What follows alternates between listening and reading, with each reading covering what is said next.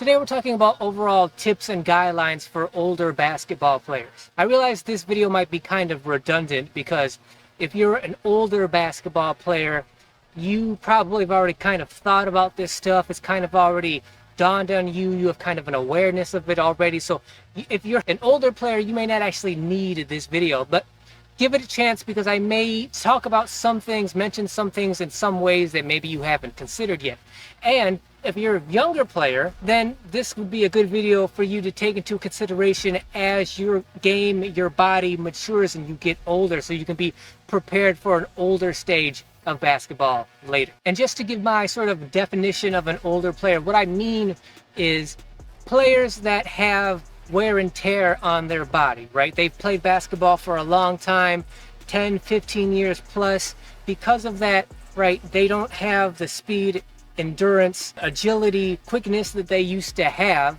And so when they come out to the basketball court, you know, this is a young man's game. They're usually surrounded by young players who still naturally have all their speed and agility and quickness.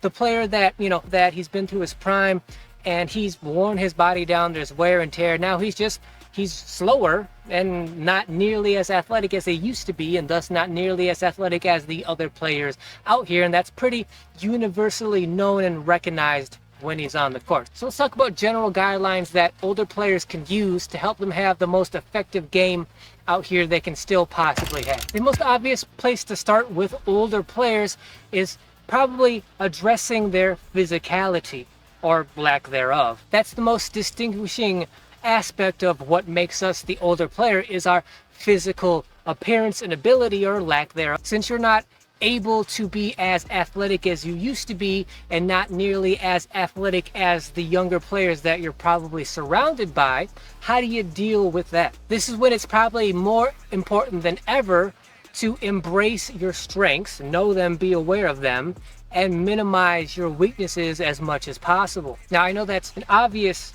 answer to that, but think about it like this. Think about it in terms of evolution, evolving as a basketball player, right? So now, in general, and of course there are exceptions to this, but in general, older players are not fast, they're not quick, they're not agile anymore. But just like younger players are sort of naturally that way, they have the natural quickness, the natural speed, agility, they're light on their feet, they're bouncy, they're springy. For them, the kind of opposite of that is, because they're so young, they haven't had time to build power and strength, muscularity, size. There are exceptions, but for the most part, younger players just aren't that big, strong, and powerful yet. So for us, the opposite needs to be true, right? We're older, so we're slower. But with slowness should also come the fact that we have years, 10 plus, 15 plus years of time to build muscle, strength, power, because it's faster, easier to build agility, quickness, speed,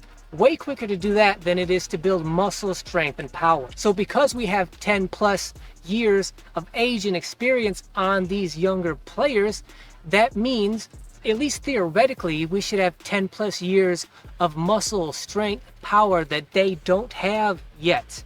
That should be our major overall physical strength, literally, which is we're just stronger, bigger, more powerful than they are. Athletically, agility wise, we're done. We can't keep up with them in terms of speed and quickness, but we should be much stronger and more powerful than them. And when it comes to power, strength, muscularity, size, that usually shines more down towards the basket as opposed to being out by the 3-point line.